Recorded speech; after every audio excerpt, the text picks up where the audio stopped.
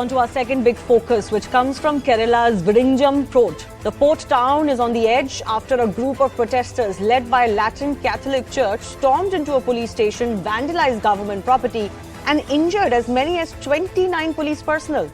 It was a demonstration against the construction of the Adani Group port. The construction of this Vizhinjam Seaport on the southern tip of India has been halted for more than 3 months now.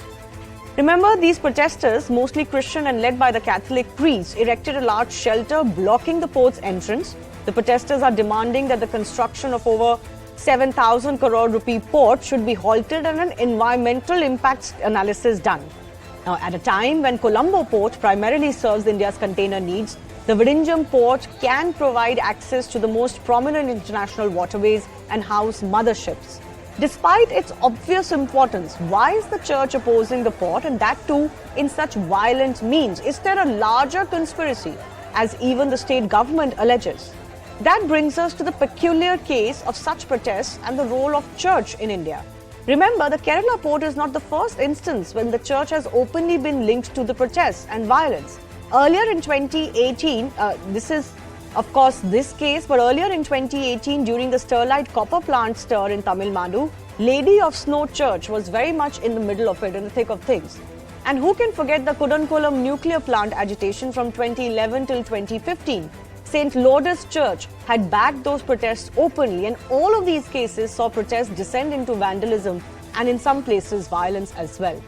So coming up in just a bit, we debate whether vested interests, as is often alleged, especially Western interests, are behind these stir. First up, MOS External Affairs and senior BJP leader from the state, V. Muralidharan, is joining us on the show. Sir, thanks a lot for your time. The larger role of who is backing these protests is often debated because we have seen such protests over the last decade, especially in southern states. How would you respond to the church's role in the Vizhinjam port currently? See, the church has been had taken up this issue when the construction of the port started in the initial stages. Yeah. But then I understand that there were some discussions and they got the assurance that their concerns will be addressed, perhaps. Basically, the fishermen who live on the coastal area of Thiruvananthapuram, they belong to the Latin Catholic Church. And the church has been taking up these issues. Once it was assured to them, I think the protest died down. But during the last few months, they have again taken it up, asking the project should be dropped, to be shelved. This is an unacceptable demand that they have made. But having said that, I would also say that the government of Kerala didn't show the urgency in discussing, in trying to solve the issues that they have raised.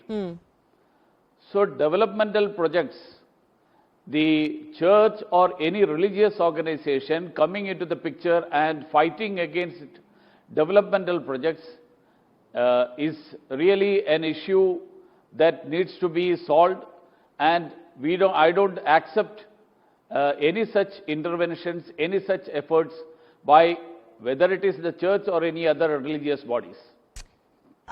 So you're also Minister of State in the External Affairs Ministry. So I want to ask you, because from Kudankulam to now, there is a pattern emerging of such church-backed protests, especially in these states. Is that not a matter of concern for India? Because often it is alleged that there are Western groups that are backing these protests, that are opposed to, let's say, India's development. See, all these doubts have been expressed.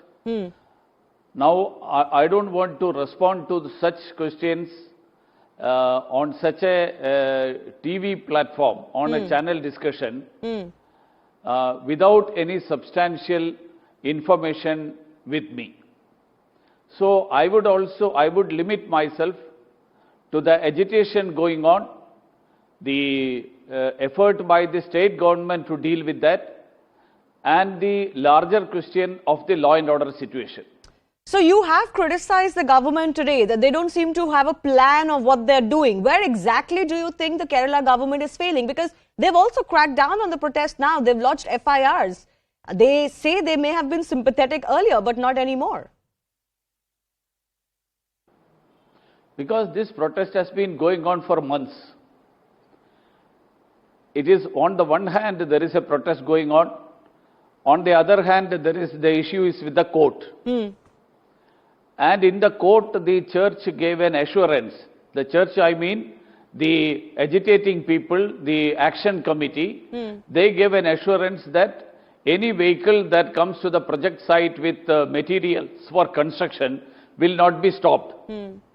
But after giving such an assurance, the day before yesterday, when large number of people gathered there, why the government failed to have inputs about that? Did the government have the intelligence system function to understand the number of people who will be coming in? And if the government had the information, what was the effort made to stop those people? What was the number of people, number of policemen that were deployed, so that it doesn't culminate in a clash between two sets of people? Right. That is where I say that the government was casual in dealing with such an issue. One. Second, day before yesterday's issue, people were taken into custody, those who were agitating, those who were indulging in violence. But they were let off on bail conditions from the station itself. Those who have attacked the policemen, they are let off on station bail, police station bail. That shows that very light charges have been charged against them. So the government is still not decided what stand they need to take. One. Second point, another point is, after the whole incident of yesterday, when the police stations were attacked, thousands of people, they came and the policemen were injured. Today, the all-party meeting which was convened, it was convened by the district collector. This happened in the state capital. The chief minister is there. There are two ministers from the state capital itself. None of those ministers are seen anywhere. Instead, a minister from the rural Trivandrum, he attends the meeting today in the evening. That also came to the public knowledge only when he weren't there. Initially, there was no such information that the government wants that at the ministerial level it will be intervened. Okay. So the people are not reassured that the government is seriously taking up this issue and trying to resolve this. Okay, I'll leave it at that. I'll take your questions to the government forward. Other guests are now joining us. Rahul Ishwar is noted author and activist who comes from Kerala. Mithun Vijay Kumar is an author and political analyst also hailing from the state. Kevin Matthew Sunny is a social activist. Sumant C. Raman, political activist from Tamil Nadu. Sumant, why don't I begin with you? How concerning do you think that repeatedly the church's role comes to light in a lot of these developmental projects that have nothing to do with, let's say, a religious community per se? Look, I don't see this as a religious issue, and I think it is wrong to paint it as a religious issue. No, it isn't a religious issue. It's a developmental issue, but there is a religious body backing the protests. We can't ignore that either. Look, many of who are the affected party, predominantly the fishermen who are raising an issue, they are complaining of erosion of the sea in that particular area due to the port, leading to loss of livelihood. Now, what should the government be doing? They should be trying to understand the issues of the fishermen and resolve them, whether it is state government, central government, both governments. Now, a large number of these fishermen happen to be members of the local churches. They happen to be from the Christian community. We saw the same thing in the Kudangulam protest in Tamil Nadu. It was not very different. Again, the churches threw their weight behind the protesters, not because they wanted to make it a church versus other community issue, but the fact that most of the fishermen or the affected parties belong to their faith, and they were standing up for them. Okay, now, so first of all, we have to look at it dispassionately. Either there is acceptable environmental damage or there is unacceptable environmental damage. In either case, if there is unacceptable environment damage, it is a duty of the government to ensure that an alternate livelihood is made available for the fishermen. If there is acceptable environmental damage, then the fishermen will have to be convinced and told very clearly that I this am is told that whatever there's their an fears are. expert committee report that has already said that actually the erosion is due to cyclones and not due to this port construction.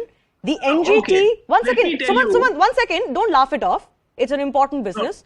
The NGT, What? which is the National Green Tribunal, and even the court has refused to stay the construction, and I'm guessing they have gone by environmental reports. But I want to take the question to Kevin Matthews on the role of the church. Now, obviously, you could say they're only backing the community that is being affected. But to launch such a violent protest on a police station, is that acceptable under any circumstances, Kevin? Madam, let me start with condoning the violence that has happened. Violence by anybody, any place is completely unacceptable, and I completely stand by that. But having said that, I take it as an opportunity to bring something else to the notice of the public, because this protests have been happening for a long period of time. So there have been talks happening between the state and the community. The church was backing the local bill, but when the you have to understand the tone of the protest changed very recently, and there are reasons behind that. What This could has not been justify those projected yet, reasons? but yeah, let me come to that. I Let mean, me the come to that. protest is only like 3 months Of late, old. What justifies you descending into absolute barbarians and attacking the of late, police within of these late, months?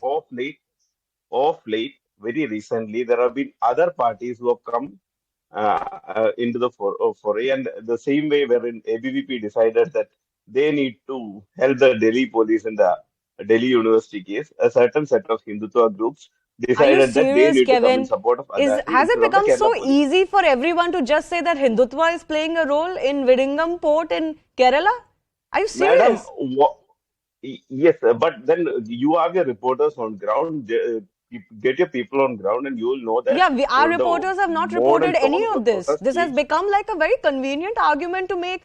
When the church's It's role not is very clear it's here, the only way you can give them the alibi is by claiming some Hindutva role has come to light. You give me proof, na? Madam, If you are madam, making this there is charge, then you should come prepared with proof. so this is not a charge. These are the facts of the case. You have your reporters. You can talk to them. They'll tell you the fact. Until No, and unless Shivani you ji, have no. your history with the within the area of the protest, Sir, no, Kevin, please until these don't go groups into feel history, then you will say go into sociology, then you will go no. into I'm just talking about economics. history of I'm the sorry state. to say you I'm can use all the ploys in the world. It will not justify an no attack on no, the police station. I'm sorry to madam. say. Maybe that doesn't sound right to you. To anybody else in the country, this is not a legitimate means I to condone the protest. violence. I said I condone the violence, madam. Here, But having said that, it's so easy, right, to say one line on the violence and then say everything else. If this was actually a violence by any Hindu group, I think your tone and tenor would have been much different, Kevin. Absolutely. And in Kudankulam and in Sterlite, both church-backed protests, both of them also descended into violence and vandalism. Rahul Ishwar wants to come in. Rahul, what do you make of the Shivani church's ji- role here? Shivani ji, just 3 submissions. One, Vizhinjam is God's gift to Kerala and India because Vizhinjam is deeper than all the harbors and ports of India. There is a natural depth to it, and for the past 80 years, various governments, even from the royal times, have been thinking of developing Vizhinjam. Nearly 8 to 9 years back, it got developed under Kerala, and there were a lot of studies which all supported. And with due respect to Kevin, who is an influential voice in Christian community, I'm sorry to say I'm a huge admirer of church, but at the same point of time, what church is doing is unfortunate. They should be the consensus builders, but unfortunately, at least some of them are being the instigators. Please remember, 7,500 crores has already been spent for this. Nearly 70% of the project is completed. Vizhinjam is going to change the face of Trivandrum, the city where I live in, our state, Kerala, and it will immensely benefit India too. Dubai, Colombo, Singapore ports will literally run out of steam if Vizhinjam comes because Vizhinjam has a much more natural depth. And please remember, Is that it is very the reason why some groups are opposing it? Because it could be a game changer for India.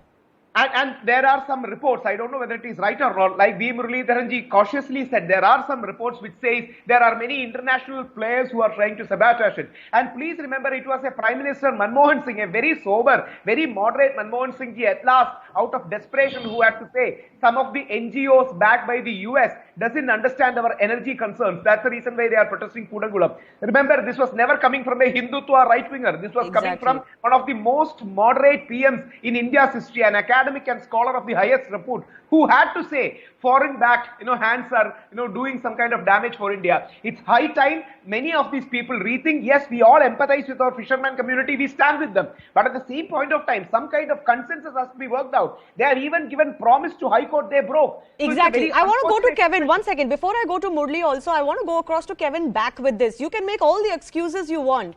But Kevin, the church or the groups that were protesting gave an understanding that they will not oppose the project anymore. And yet now they've come with an almost extremist demand that the project has to be stopped. They also know very well the project cannot be stopped and will not be stopped now. This is direct, obvious confrontation and deliberate confrontation.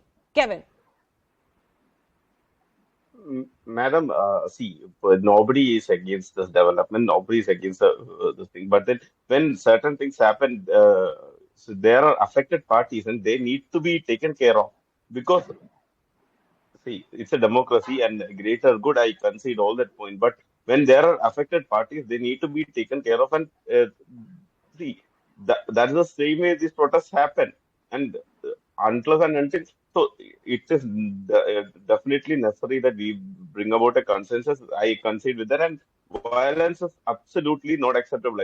I concede, and I say that I reiterate that completely. No work, 2 crore rupees is being lost. There should be accountable for money. I respect you as a very moderate Christian voice, but at the same point of time, something needs to be done. See, development resources of the state is losing out. Sumant wants to come in. Yes, Sumant, go ahead. Yeah. Look. I've seen a very, very similar issue in the Sterlite case in Tamil Nadu, in Tuticorin, and again, it was extraordinarily badly handled by the government. And of course, we had the tragic, shooting by the police of 14 protesters, and that has been the end of that. India, from being an exporter of copper, has now become an importer of copper. Precise. And people are apparently repenting. The community is repenting the fact that this plant was shut. There are multiple reports on the ground from Tuticorin. No. 1 minute. As far as Sterlite was concerned, the evidence that Sterlite was predominantly the cause for environmental pollution in Tuticorin is extremely sketchy. The fact that they flouted rules with impunity is undisputed. In fact, Sterlite themselves accepted it, and they even paid a fine which was imposed by the court. I'm not disputing that, and I'm not going into the merits of the case. What I'm saying is, whether it is Kudankulam, people today accept the role that nuclear energy needs to play in future. Whether it is Sterlite plant, people are repenting the fact that this plant was shut, and as you very rightly said, it did great damage to India and its capabilities. And in both these cases, the question that was raised then and even today is, were there vested groups involved? Can I just bring in Murli, who's been patiently... Vested interests definitely are involved, but it is the duty of the state to deal with them. I mean, to say that, fair enough. If there are vested interests, we can't do anything. I don't think the governments are saying that. No, I don't think the governments are saying that. But it is important for the citizen in the country to know what is the reality of these protests, because anyone can raise a cause and run a protest. You need to be able to figure out where is that so-called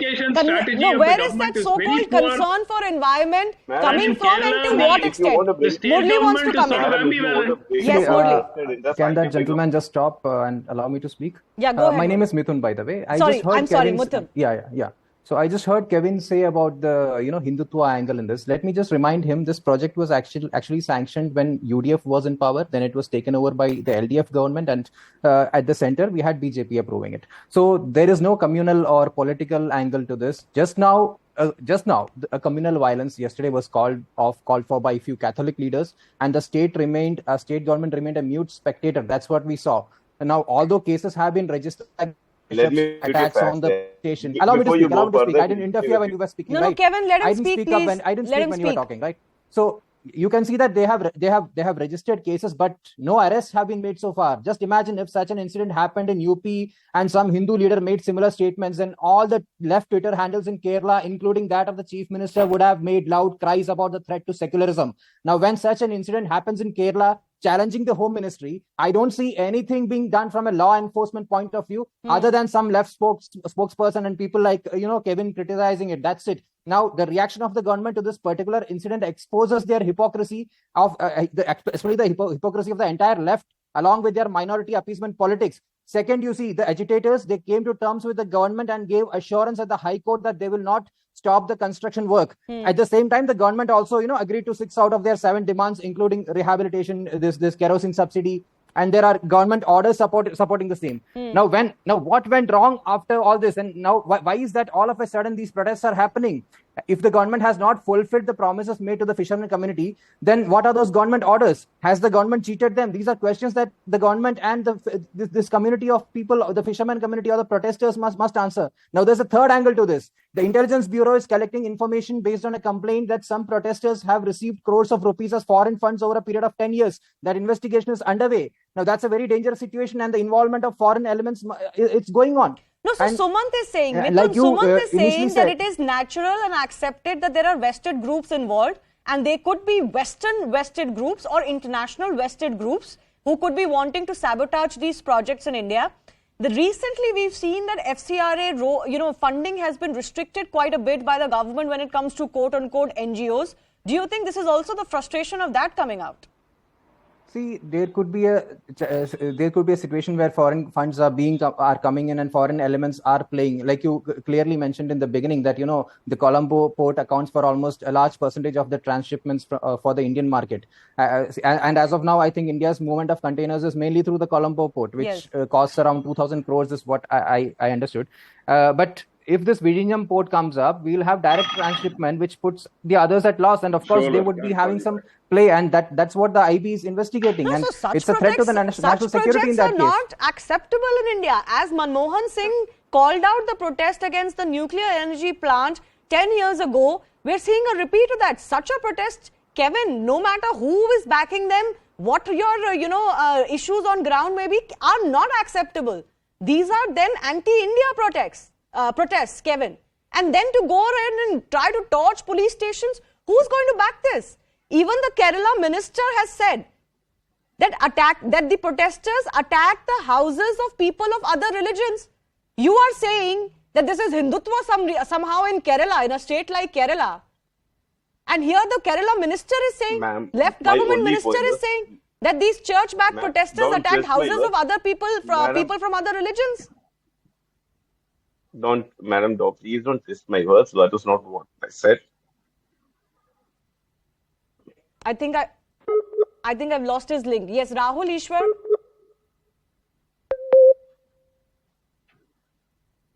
Okay, I think I've lost Rahul Ishwar as well. Rahul Ishwar, can you hear me? Please unmute yourself. Yeah. I would just like to add one point. Please remember, Vizhinjam is critical for the future of Kerala. Kerala is having a lot of land limitation. We are a very densely populated state. Vizhinjam is one of the best or the last development bus Kerala cannot miss. Any kind of package and consensus can be worked out, but extreme demands like attacking police station or even saying that we should discard this project is absolutely untenable. There are other millions of Keralites who really want this project. They are sensitive and respectful of the church, but at some point of time, everyone will have their own reactions. So it is very important. Already there are many kinds of civil society who is being agitated. It is extremely critical for Kerala, crucial for Kerala. It will change the face of Kerala and India. So such an important project, we cannot hold it to ransom. Yeah, absolutely. We cannot hold it to ransom. You have to be reasonable. You cannot make demands that will not be met or cannot be met. You cannot resort to violence. And thankfully in 2022, the hope is, I hope, unlike what happened in 2011 and 2018, you cannot fool the public for too long a period and drive sympathy in the name of local folk who have some dangers to their economy or to their ecology. No, everybody stands for those issues, but this is not the way to go about it. And now to change your word, to turn back on your word and then do this, I don't think there's going to be much sympathy for this any longer, thankfully. I do thank our guests for joining us. Time for me to take your leave. That's the end of the Plain Speak today. My colleague Anand Narsimhan will be joining you next.